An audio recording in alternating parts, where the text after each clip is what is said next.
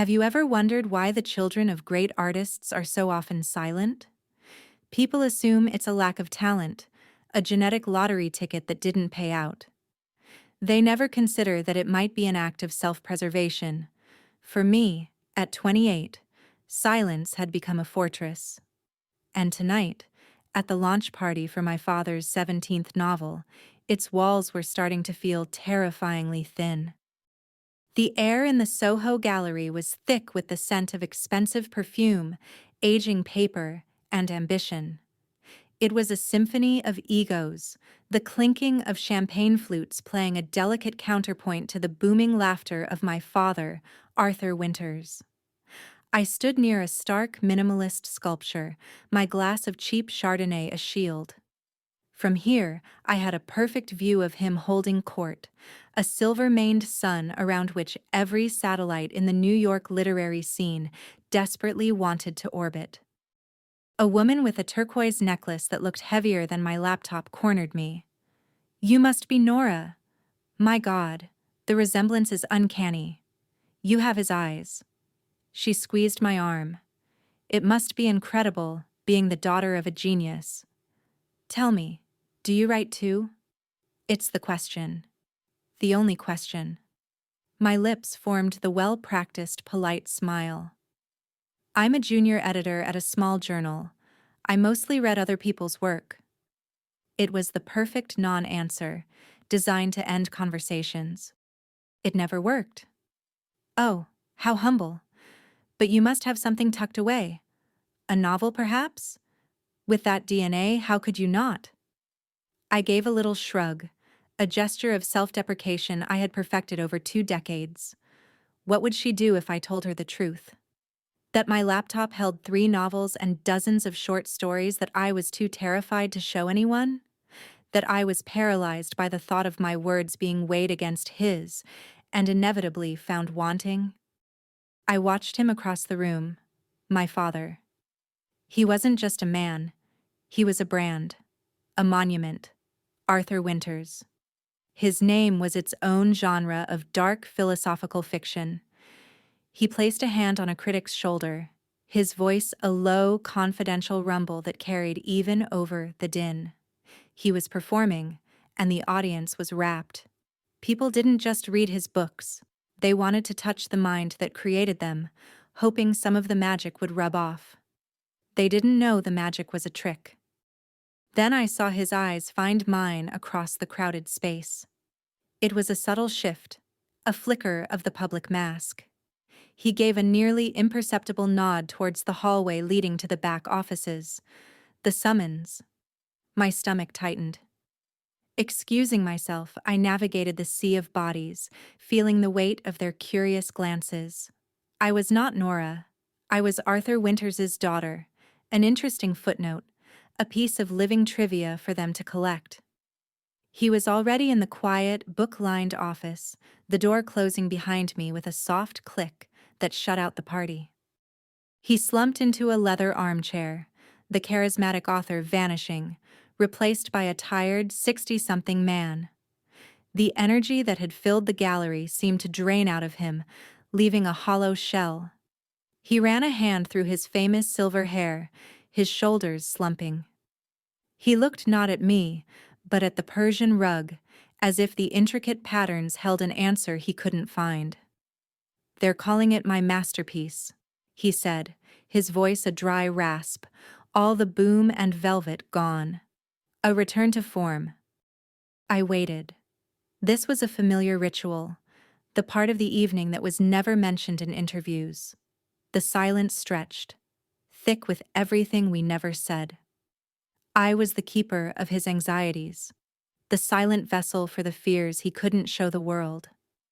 He finally looked up, and the confident gaze he gave the cameras was gone, replaced by a raw, pleading panic that I knew better than my own reflection.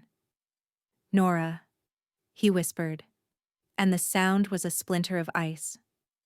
"I can't. The well is dry. There's nothing left." He confessed he hadn't written a single new word in months. Not for the next book, the one the publisher was already trumpeting, the one for which he'd received a seven-figure advance. He spoke of a paralyzing emptiness, a terrifying silence where the words used to be. My father, the great voice of his generation, was voiceless. And in his desperate eyes, I saw not a request, but a demand. He was looking at me to fill the silence. But what if I told you the silence wasn't his to begin with? How long does a secret stay buried? A week? A decade? What if it's hidden not in the ground, but in plain sight, masquerading as a truth everyone celebrates?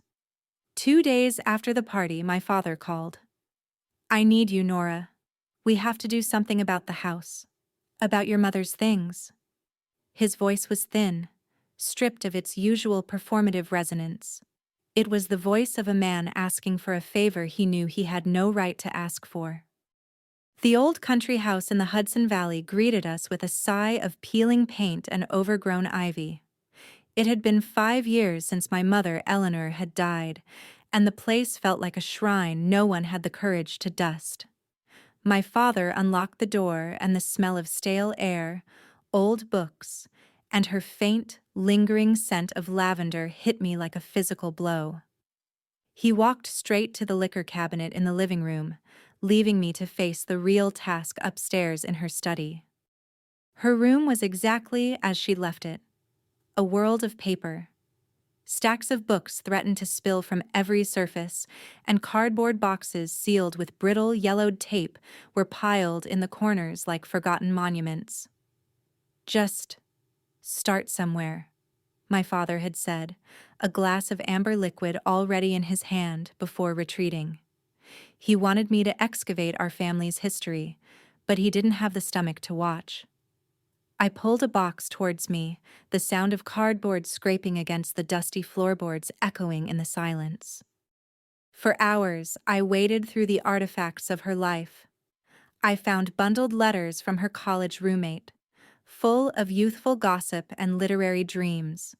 There were photo albums, their plastic pages sticking together, showing a young, smiling woman who slowly faded into a more reserved, almost spectral figure standing just behind my father in every picture.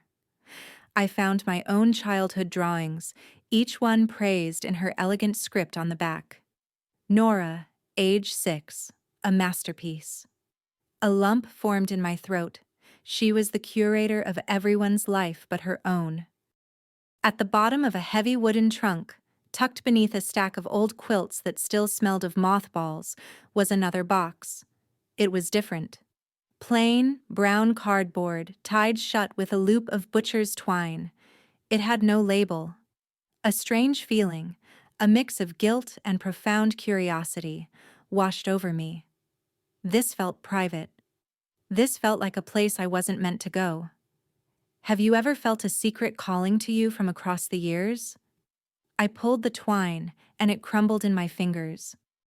Inside, there were no letters, no photos, just paper.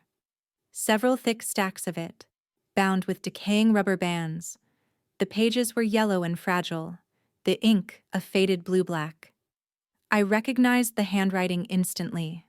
It was my mother's. The same graceful, slightly slanted cursive from the backs of my drawings and the grocery lists on the fridge. But this wasn't a grocery list. I lifted the top manuscript.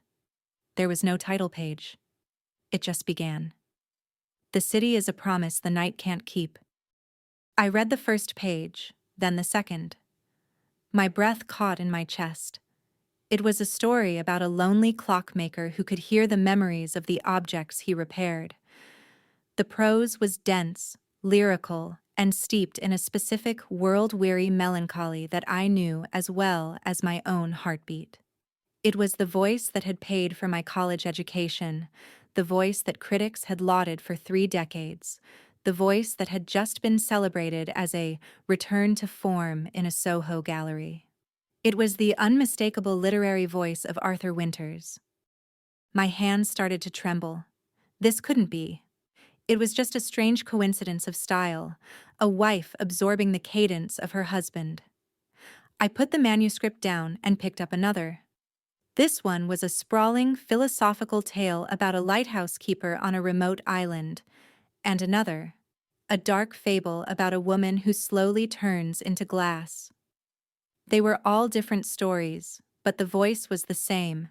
Her handwriting, his voice, her handwriting, his voice. The phrase became a frantic, silent chant in my head. These weren't drafts of his novels. They were entirely separate, complete, magnificent works that the world had never seen. And they were written in the style that had made my father a legend. I sat there, on the floor of my dead mother's study, the dust motes dancing in the afternoon light, and I realized I wasn't excavating a life. I was uncovering a crime. What is the half-life of a lie? I think I found the answer in the 2 hours it took me to descend the stairs, my arms full of my mother's stolen genius. Each step creaked under the weight of the discovery, a slow, agonizing countdown.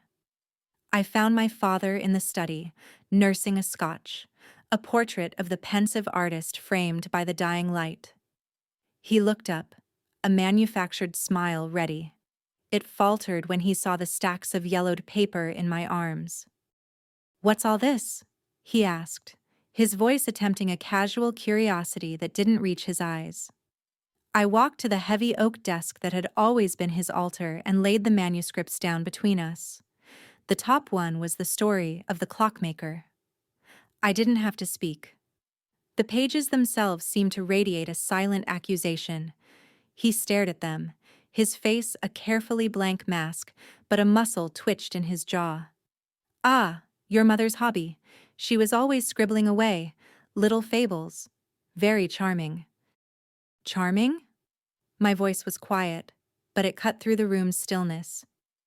I opened it to a random page. It said, "Memory is a rust you can't polish away." You used that exact line in The Alchemist's Echo, the one that won the Faulkner. Was that just charming too? His mask didn't just crack. It shattered. The blood drained from his face, leaving behind the pale, papery skin of an old man. The celebrated author, the literary icon, vanished. In his place sat a cornered thief. For a long moment, the only sound was the frantic ticking of the grandfather clock in the hall, counting out the seconds of a life built on deceit.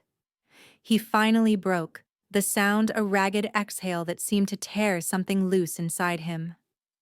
"We wrote together," he whispered, his eyes fixed on the manuscript, unable to look at me. "At the beginning, we were a team. Our styles, they just blended. It was our voice." He took a shaky sip of his drink, the ice rattling against the glass. "But when we sent things out," he continued, his voice gaining a faint pleading rhythm, "the rejections all came back the same. Brilliant work, but too internal, too quiet. An editor, a man I respected, took me aside for a drink. He told me, 'Arthur, this is a man's world. They want a singular, strong male voice, not a duet.' He looked at me then, his eyes begging for an absolution I could not give. And Eleanor, you know how she was. She never believed in herself. She said, 'You be the voice, Arthur. I'll be the words.' It was a simple agreement," he explained, "a practical solution. But the first book was a hit. The fame," he said, "was like a drug. It was so much easier to believe the story the world was telling him, that he was the genius. He got used to the applause. He started to believe it himself. Eleanor became his muse, his first editor, the woman behind the great man. A convenient, romantic lie. My mother, the brilliant, insecure writer, had agreed to live in his shadow, and he had let her. No, he had made her." The final piece of his confession fell into place with sickening clarity, connecting his panic at the party to the pile of paper on his desk. "After she was gone, I tried. God, Nora, I tried to write." He shook his head, a gesture of profound defeat. "But the voice was gone. Her voice. The last 2 books. I pieced them together. From her notes, her journals, unfinished drafts. He gestured helplessly at the manuscripts. Now the drafts are gone. The notes are gone. There's nothing left. The well wasn't dry. It had never been his. He hadn't lost his voice. He had just finished raiding his wife's grave. The confession hung in the air between us, thick and suffocating. The truth, it turns out, doesn't set you free. It builds a new kind of prison, one made of all the years you spent believing a lie. My father didn't look like a literary giant anymore. He looked like a deflated balloon, a hollowed-out replica of a man. I stared at the manuscripts, my mother's soul pressed into paper, and felt a rage so cold it was almost calm. He must have mistaken my silence for pity, or perhaps forgiveness. I watched as a calculated flicker of hope returned to his eyes. He leaned forward, his hands clasped on the desk, no longer the penitent but the strategist. The shift was so subtle, so practiced, it was monstrous. He was moving from the wreckage of his confession to the next phase of his survival. How do you rebuild a life on a foundation you've just admitted is rotten? You find a new post to bear the load. Nora, he began, his voice taking on a new texture, a low, intimate timbre designed to hypnotize. You were always so much like her. Quiet, observant. You have the same eyes. Everyone says so. But it's more than that. He paused, letting the weight of his words settle. You have her gift. I've seen the things you write, the pieces you think I don't know about in your notebooks. The rhythm, the soul. It's hers. It's in you. My blood ran cold. He had invaded my privacy to measure me, to see if I was a suitable replacement part. The compliment was not a compliment, it was an appraisal. I wanted to scream, to sweep the manuscripts off the desk and run. But I was frozen, trapped in the glare of his desperate, brilliant plan as it unfolded. He saw my talent not as my own, but as an inheritance he was entitled to claim. Don't you see? He pleaded, his voice cracking with manufactured emotion. If the truth comes out now, it becomes a scandal. They'll call her a victim. They'll turn her into a footnote in a sordid literary drama. Her name will be mud, dragged through interviews and think pieces. Is that the legacy she deserves? He was twisting the truth, weaponizing her memory against the very idea of honoring it. It was the most brutally effective argument he could have made. And then he delivered the final, terrible blow. He reached across the desk, his hand almost touching mine. Nora, you can keep her voice alive. Your style is so similar, a natural evolution. No one would ever notice the difference. Write the next book for me. The request was so audacious, so profoundly parasitic, that I couldn't immediately process it. It was a vacuum where a soul should have been. He wasn't finished. Don't think of it as writing for me. Think of it as finishing her work. A collaboration across time. We protect her from the scandal. We preserve the name that the world knows, the name that ensures her words are read. We keep her legacy breathing. He was offering me my mother's cage, freshly gilded. He was asking me to become a ghost, just as she had been. He was asking me to steal my own voice before I ever had a chance to use it. What is the most seductive lie you've ever been told? Is it one that promises wealth, or power, or love? For me, it was a lie that promised a backdoor to my own dream. I drove back to my tiny Brooklyn apartment in a daze, my father's monstrous proposition replaying in my head. It wasn't a simple request. It was a carefully constructed temptation, designed to exploit every one of my insecurities. And the most disgusting part? It was working. My apartment felt small and stuffy, the air thick with the smell of my own unfulfilled ambitions. I sank onto my worn-out sofa, the city's sirens a distant, lonely wail. Rage was a hot, useless thing coiling in my stomach.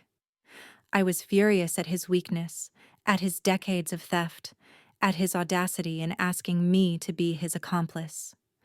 But beneath the anger, something colder and more treacherous was stirring, a sliver of dark, thrilling curiosity. I walked over to my laptop and opened it. The screen illuminated a desktop cluttered with files, their names a catalog of my cowardice. First novel, Draft 7. Short stories, maybe.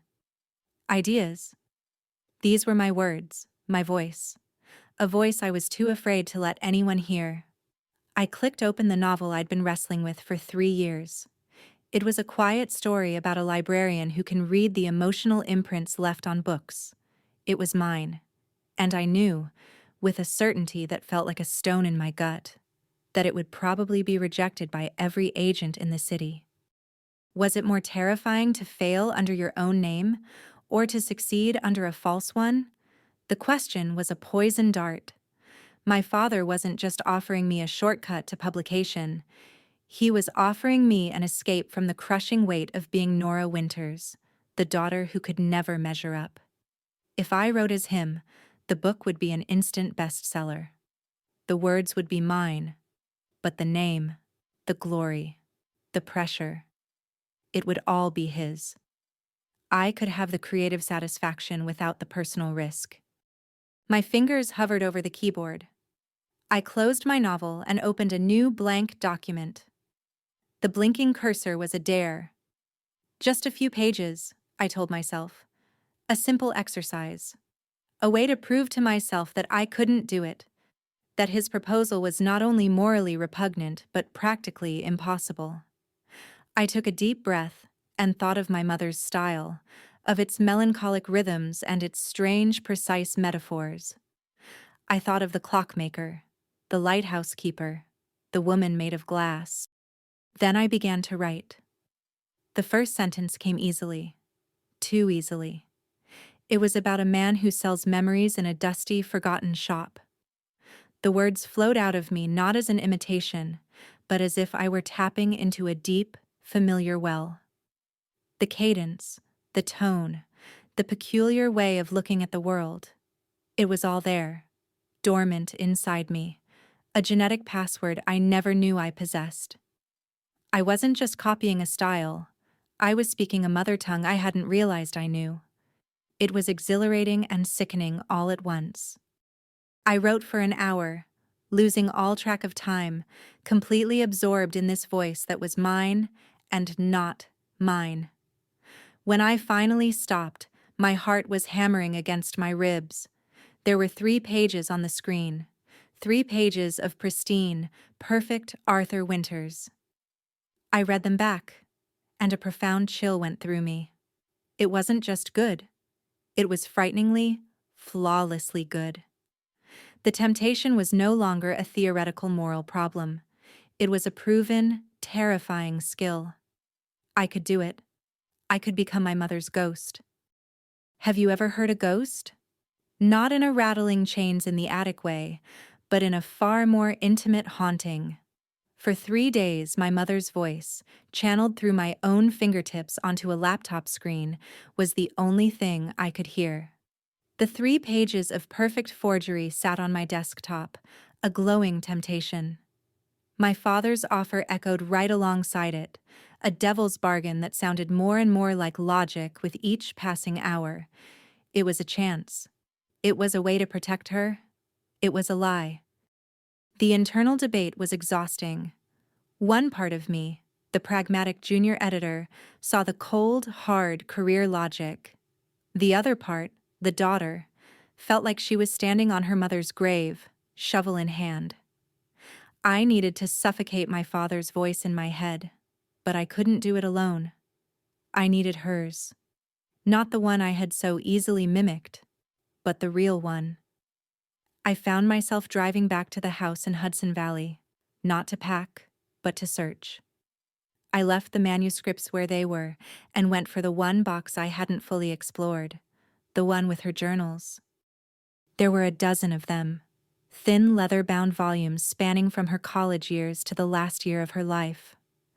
I sat on the floor of her study, the afternoon sun casting long shadows, and began to read. The early entries were filled with a vibrant, hopeful energy, notes on novels she was reading, snippets of dialogue, dreams of a shared literary life with my father. But as the years went on, a subtle poison began to seep into the pages, a slow, heartbreaking erosion of self. Arthur read a chapter at a party tonight, she wrote in an entry from 1998. The one about the man who builds a boat out of his own memories. People were mesmerized. A critic told him he was the next great American voice. I stood beside him and smiled. No one saw me. No one ever sees me. The words were a quiet slash of pain on the page. I felt a phantom sting, a remembered invisibility from the Soho Gallery. This wasn't just her story. It was a map of my own future if I made the wrong choice. I kept reading, devouring years of her life in a single afternoon. The entries grew shorter, the handwriting tighter, as if she were trying to physically contain her frustration. She wrote about the loneliness of being a secret, the agony of hearing her own thoughts come out of his mouth on a stage. Then I found the line that made me stop, my breath catching in my throat. Sometimes I feel like I'm just a voice in his head, she wrote, the ink slightly blurred as if by a tear. A useful ghost he can summon when he needs to. My hands were shaking. I had to stop. This was too much. But I knew I had to see it through. I reached for the final volume, the one from the year she died. The entries were sparse, filled with notes about her garden and the weather, as if she were retreating from the world of words that had betrayed her. I flipped toward the end, my heart pounding.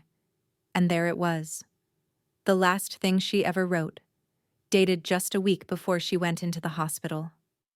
Her handwriting was a little shaky, but the words were clear. It wasn't a reflection. It was a message.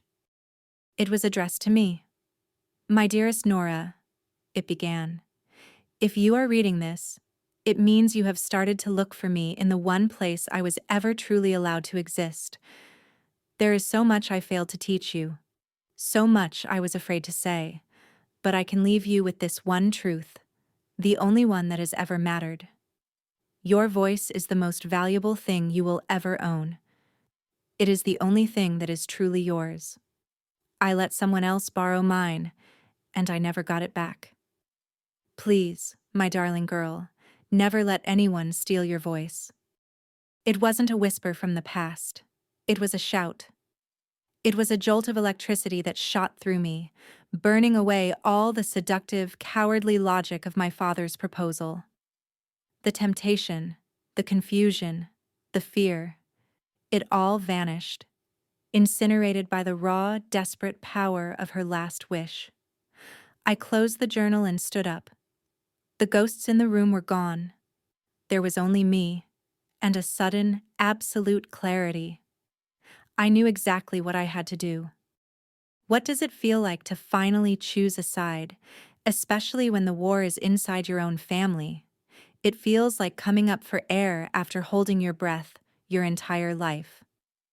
I drove from Hudson Valley directly to my father's apartment on the Upper West Side, my mother's journal a solid, reassuring weight on the passenger seat. The righteous anger that had propelled me onto the highway had cooled into something harder and more resolute. A plan. He opened the door looking expectant, a hopeful, nervous energy radiating off him. In the days since his proposition, he'd been sending me short, casual texts. Thinking of you. Hope you're well. As if we were discussing a weekend trip. Not a conspiracy to defraud the literary world. He saw the grim set of my jaw and his fragile optimism withered. I walked past him into the living room, a space so pristine it looked like a museum exhibit on the life of a famous author. I didn't sit down. I turned to face him, my mother's final words echoing in my mind, a silent battle cry. I've made a decision, I said. My voice didn't shake. For the first time, it felt entirely my own. I won't do it. I will not write your book for you. I won't be her replacement. I saw the calculation in his eyes turn to panic. This was not the outcome he had prepared for. He had counted on my fear, on my desire for a shortcut, on his paternal authority. He had miscalculated. Nora, be reasonable, he started, his voice a low, placating rumble. This isn't just about me. This is about preserving her legacy? I cut him off, the words sharp. Her legacy is a lie you built to hide inside. I spent the afternoon reading her journals.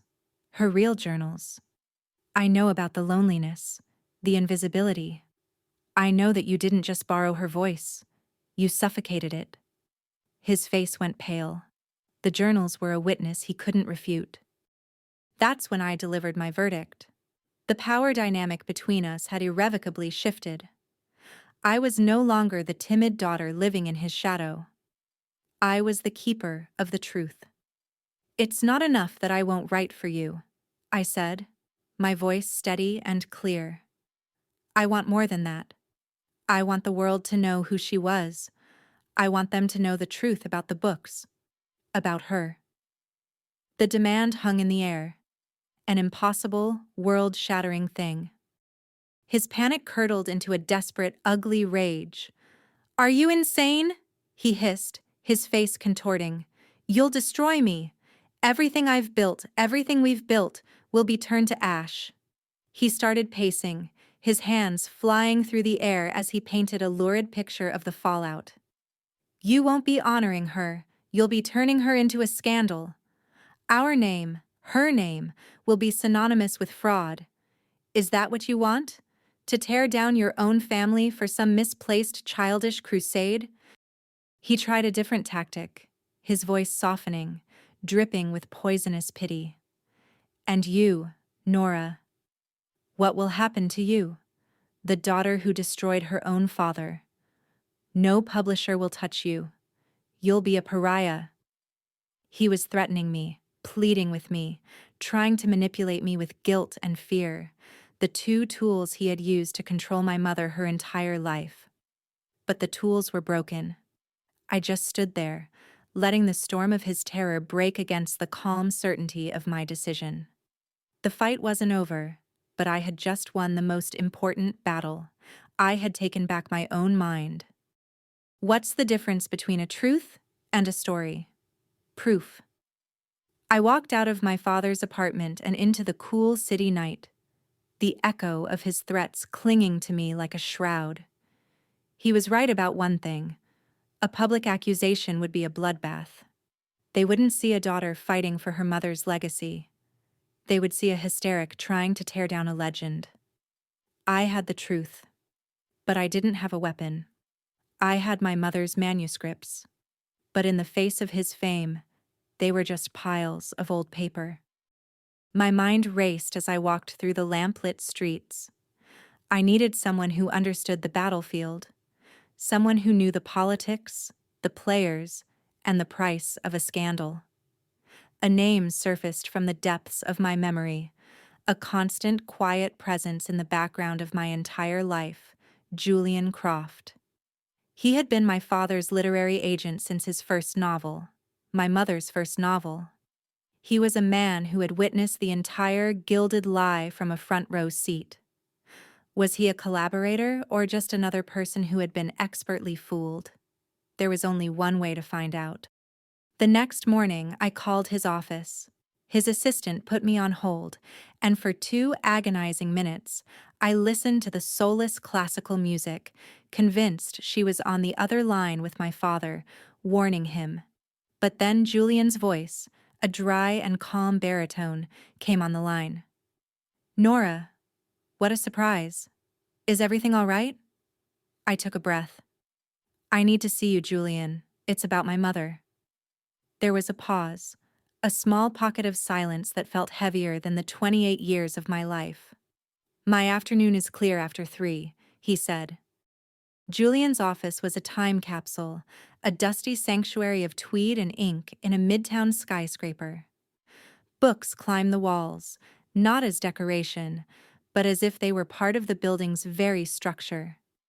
He was a small, neat man in his 70s with eyes that seemed to have read every word ever printed. He greeted me not with the effusive charm of my father's world, but with a quiet, appraising nod. He gestured to a worn leather armchair and waited. I didn't waste time with pleasantries. I placed the canvas bag I was carrying on his desk and took out one of my mother's manuscripts. I pushed it across the polished wood towards him. "Do you recognize the handwriting?" I asked. He picked it up, his movements deliberate, and studied the first page. He looked at it for a long time, his expression unreadable. "Of course," he said softly. "It's Eleanor's. I saw it on every draft she edited for Arthur over the years." Then I took a published hardcover copy of my father's third novel, The City of Whispers, from my bag and opened it to the first chapter. I placed it beside the manuscript. "Read them," I said. He read my mother's first page, then my father's. His sharp eyes flickered back and forth between the two. The silence in the room was absolute. I watched his face for the shock, the denial, the outrage I had felt. But it never came.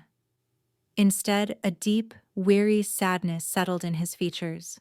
He gently closed the book, folded his hands on top of it, and finally looked at me. "I always suspected," he said, his voice barely a whisper. The voice was always too female, too full of a quiet grief that Arthur, for all his bluster, could never truly access. He leaned back in his chair, the sound of creaking leather filling the room.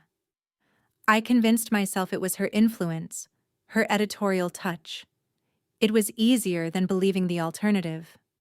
He looked at me, and for the first time I saw an ally. He wasn't shocked because he had known, on some level, all along. He had just never had the proof placed in front of him. He had been a willing participant in the story because the truth was simply too inconvenient. "So," he said, his voice now firm, "what do you want to do?" I told him everything. When I finished, he nodded slowly. "I'll help you. But you need to understand, Nora. The literary world is a cruel and sentimental beast. It loves a legend more than it loves the truth. Proving this will be nearly impossible. They will try to destroy you. How do you win an unwinnable war?" Julian's warning echoed in my head for days. They will try to destroy you. A public exposé, leaking the manuscripts, giving a tell-all interview, would be a suicide mission. The world didn't want the complicated truth. It wanted the simple, beautiful lie of the great male artist. My father would be the victim, I would be the vindictive daughter, and my mother's name would be collateral damage. So if I couldn't fight him with facts, how could I fight him at all? The answer came to me not in a flash of strategic brilliance, but in a moment of quiet grief. I was back at the country house, packing my mother's journals into a box for safekeeping. My fingers traced her handwriting, the elegant loops and sharp, intelligent slants. She had poured her entire life, her genius, her pain, into words. He had stolen those words to build his kingdom. But what if I could use words not as a wrecking ball, but as a key? What if I didn't have to tear down his story, but could instead write a truer one? A radical, terrifying idea began to form. I wouldn't expose him. I wouldn't become a footnote in his biography. I would take all the pain, the rage, the stolen legacy, and I would do the one thing I had been too afraid to do my entire life. I would write my own damn book. I called Julian and told him my plan. There was a long silence on the other end of the line. "That," he said finally, a note of awe in his voice, "is the most brilliantly savage idea I have ever heard. It's a weapon he'll never see coming." I locked myself away in the Hudson Valley house, the place of her exile becoming my sanctuary. For the first few days, I just sat in her study, surrounded by her books, her notes, her lingering presence. I wasn't trying to channel her voice this time, or mimic it. I was trying to listen to it. I read her journals again, not as a daughter seeking comfort, but as a writer seeking the core of a character. I felt her frustration, her quiet ambition, her heartbreak. And then I opened my laptop and began to write. I didn't write the book my father had asked for. I wrote the one that was clawing its way out of me. It was a novel about a brilliant, insecure female writer named Helen, who lives in the shadow of her charismatic, celebrated husband, a man who rose to fame on the back of her talent. I poured all of my family's toxic secrets into the vessel of fiction.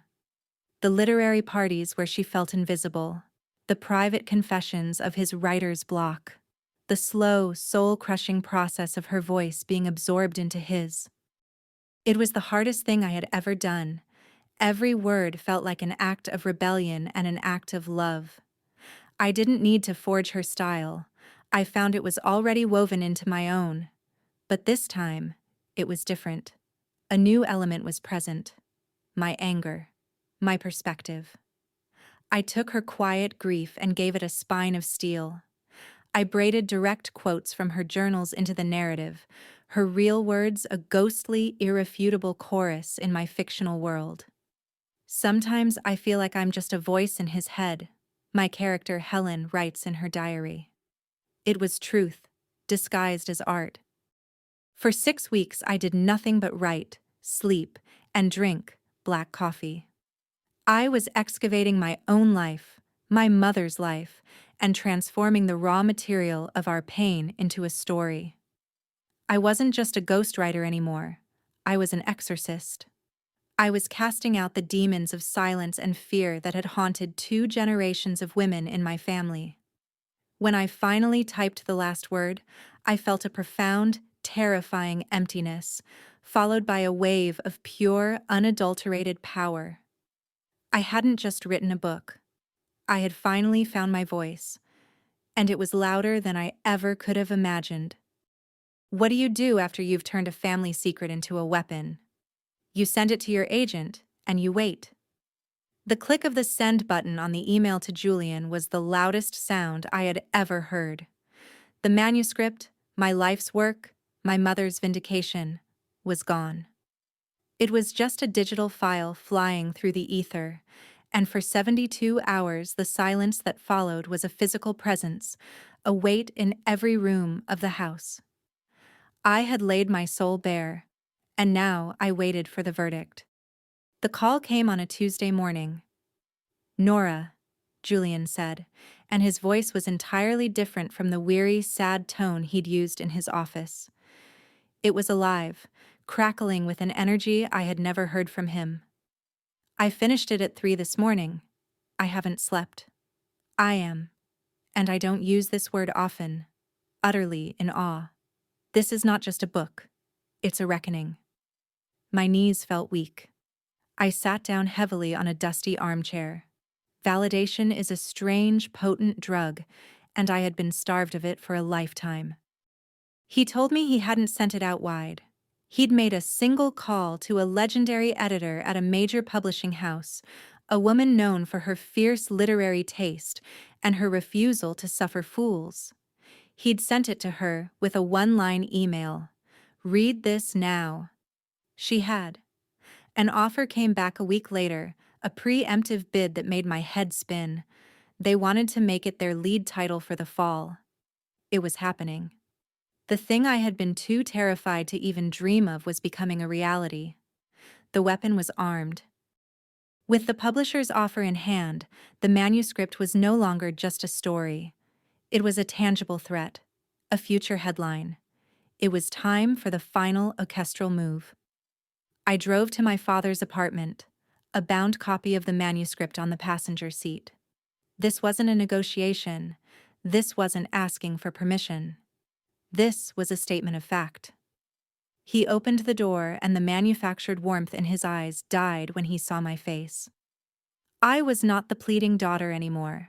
I was the author of his undoing.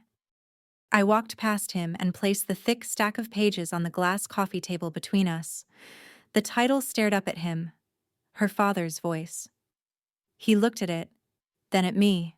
confusion warring with fear in his eyes. "What is this?" he asked, his voice strained. "It's my novel," I said. "My debut."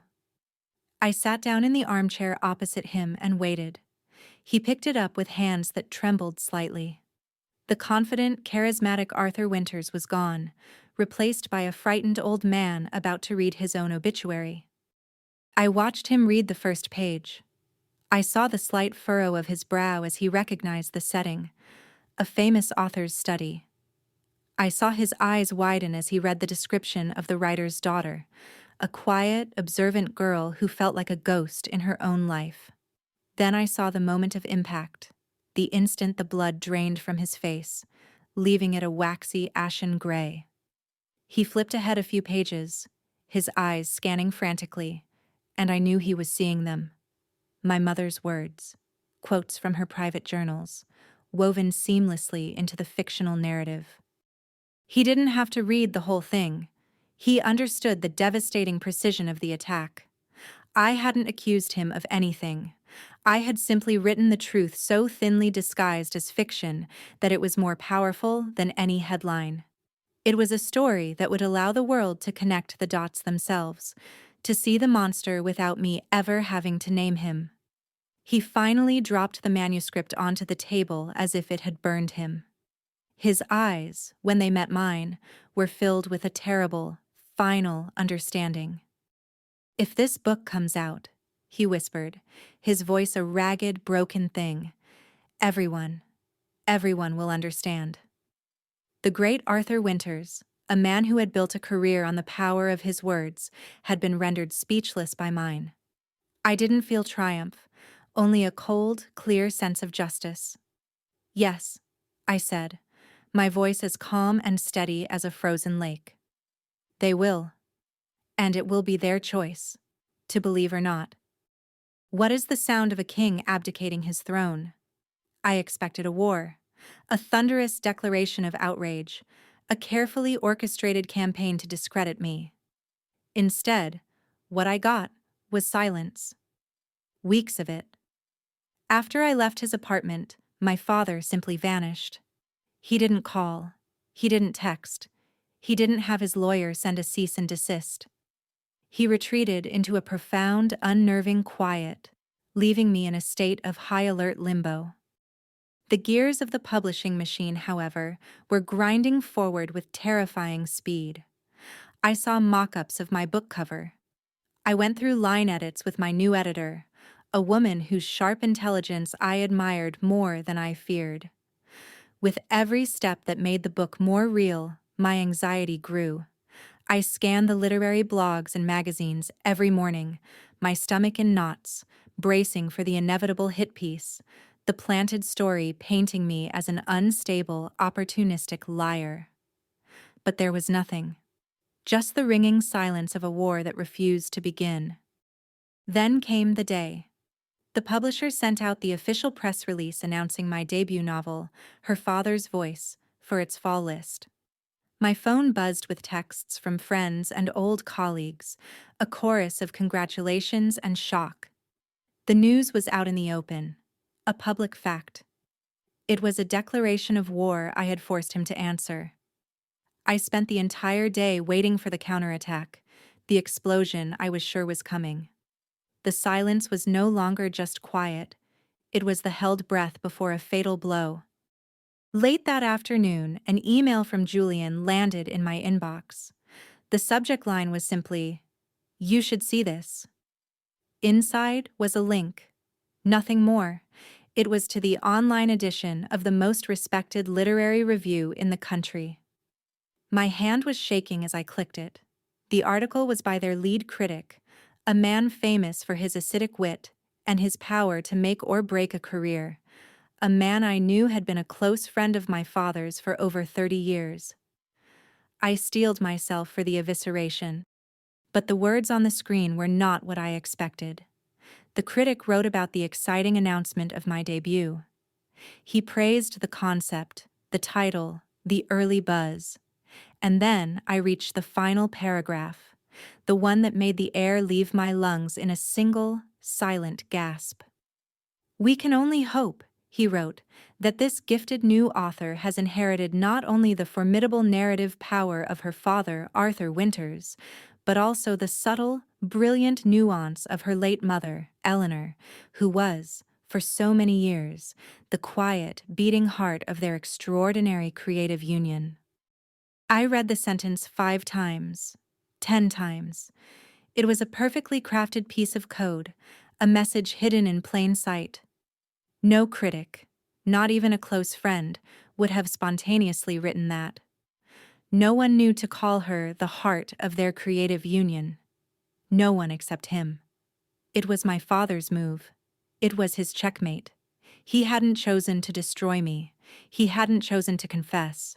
He had chosen a third path, a strategy of such stunning, ego-driven brilliance that I could only stare at the screen in disbelief.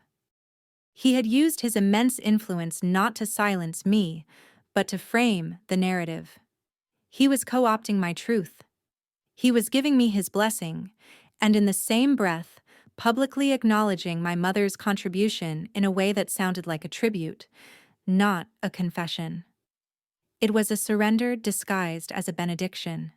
It was his voice, his power, used one last time to control the story.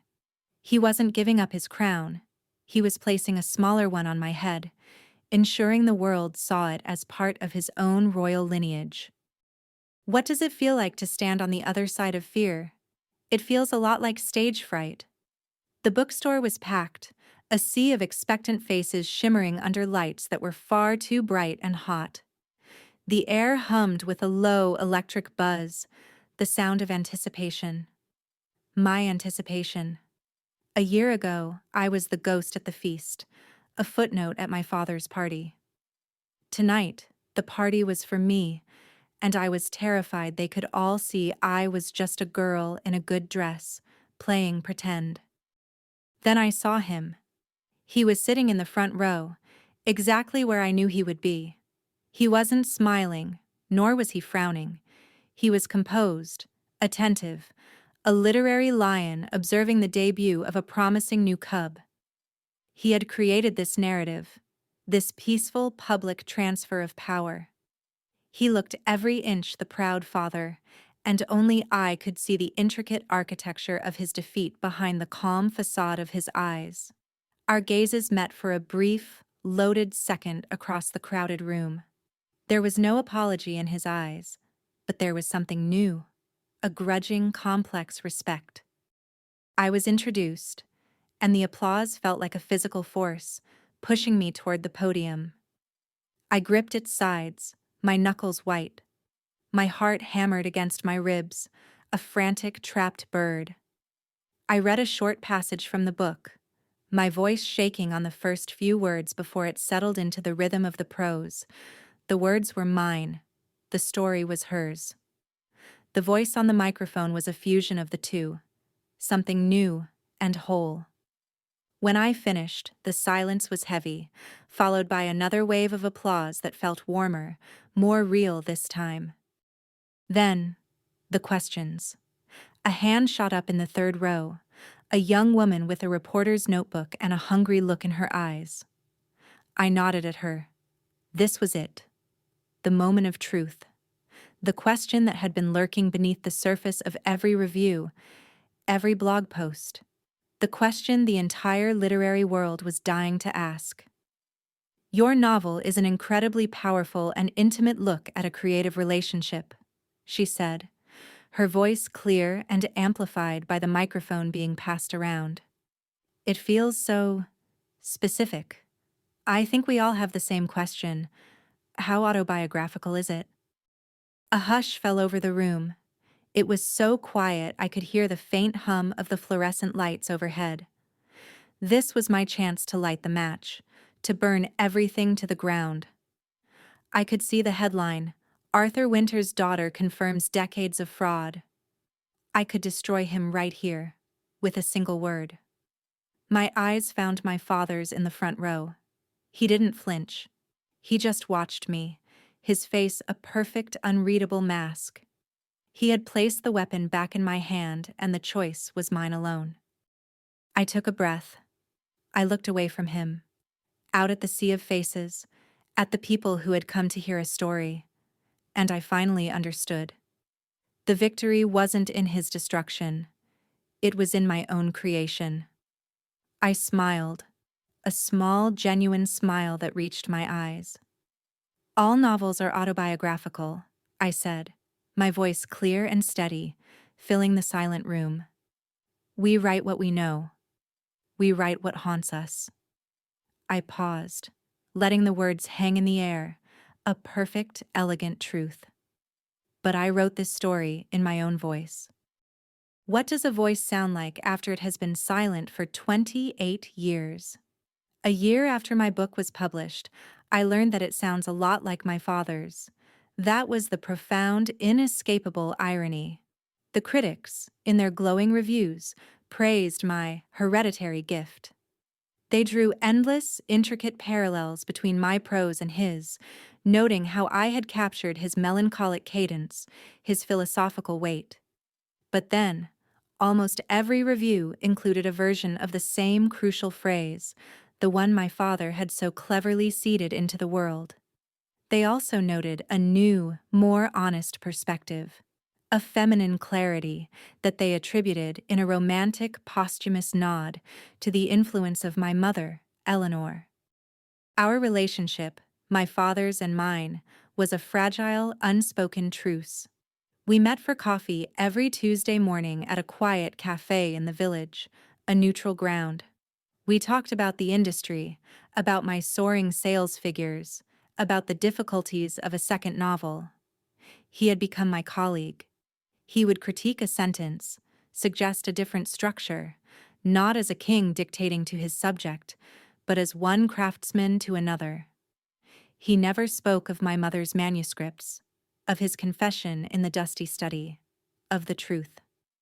The past was a locked room we had both agreed not to enter. But in the new respect in his eyes, I saw a silent, constant acknowledgement of the key I held. He was no longer the charismatic icon or the desperate, hollowed-out man. He was something more complex, a retired monarch observing his successor. He was still Arthur Winters, the legend, but now the legend had an official, sanctioned addendum. My book hadn't exposed him. It had redefined him. It had turned his crime of erasure into a complicated love story, and in a way, that was the most fittingly literary punishment of all. He wasn't a monster. He was just a character in a much more interesting story than the one he had written for himself, a story written by his wife and finished by his daughter. And my mother? I hadn't turned her into a scandal. I had turned her into an artist. Her ghost was no longer a secret shame, but a public presence. In literary circles, they now spoke of the Winter School, a style they attributed to a brilliant creative partnership. It wasn't the whole truth, but it was a much better, truer story than the lie that had preceded it. I had given her a voice without ever speaking her accusation aloud. I had done it not with a headline, but with a novel. I had honored her the only way a writer truly can. I told her story. Today is the 1st of October, 1 year to the day since my book tour ended. I'm in the country house, sitting at my mother's old desk, the one that once felt like an altar to a silent god. Outside, the autumn leaves are the color of fire and rust. My debut novel sits on the corner of the desk, its cover a familiar, comforting weight. Beside it is a blank page, the screen of my laptop glowing with a single blinking cursor. For so long, this image, the empty page, had been a symbol of my greatest fear. The fear of not being good enough, the fear of his shadow. But I don't feel that fear anymore. The blinking cursor isn't a question anymore. It's an invitation. And for the first time in my life, I have an answer that is entirely my own.